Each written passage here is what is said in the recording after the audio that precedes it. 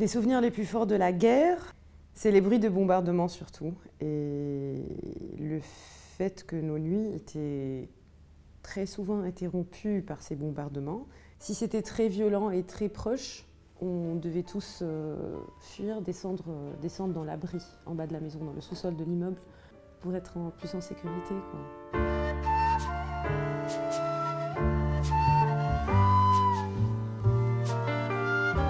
Ce que j'en retiens, c'est l'obscurité. La plupart du temps, on n'avait pas de courant électrique, donc on était éclairé à la chandelle. Je me rappelle surtout de la musique, des flash infos sur les petits transistors que mes parents et tous les adultes avaient, là, les petites radios qui fonctionnent avec des piles, donc on n'avait pas besoin d'électricité pour ça. Et c'était les flash infos en permanence qui donnaient les updates sur où le dernier obus est tombé et qui est mort de quel parti politique.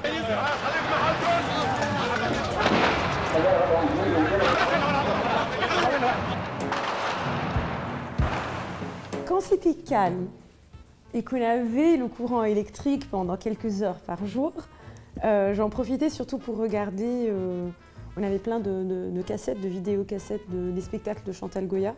Et ça, c'était mon premier refuge intérieur, ma première échappatoire des bombardements, parce que c'était tellement riche en couleurs, en musique, en personnages, en mouvement, c'était tellement dynamique. Je rentrais complètement dedans.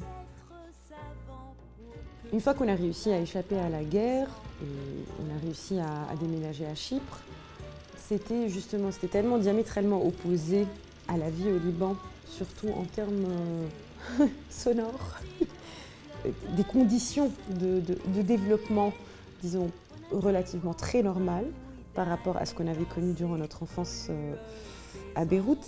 J'ai arrêté de penser et de m'intéresser à la musique pendant 3 ans.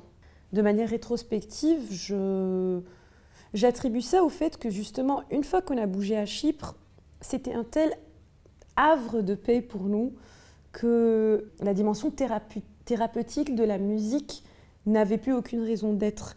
Et jusqu'à maintenant, j'abordais la musique que de façon thérapeutique. C'était vraiment, ça nourrissait mon imaginaire d'un côté et ça me permettait de vivre avec la guerre, quoi.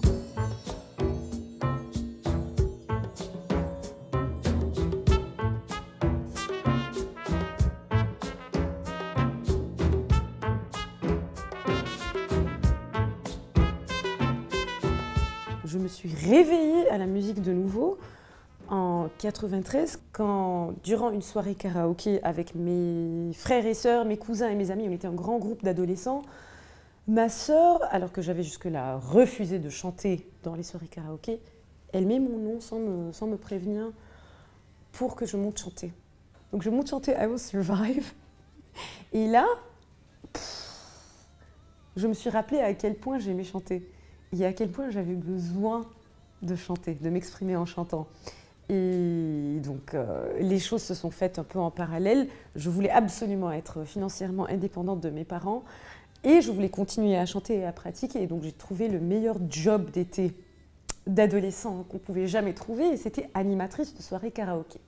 Et c'est comme ça que j'ai renoué avec la musique et elle a commencé à revêtir une autre dimension et une autre importance pour moi, et peut-être plusieurs autres dimensions. M est là, M devant moi, M le retour, M velours, M volage, M voyage, M virage, M mirage, M je l'égare, me l'égare, le renard qui ne passe pas.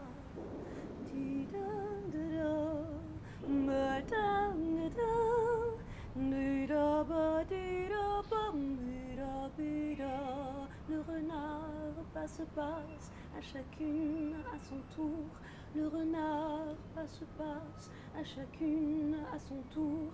Le renard passe à chacune à son tour.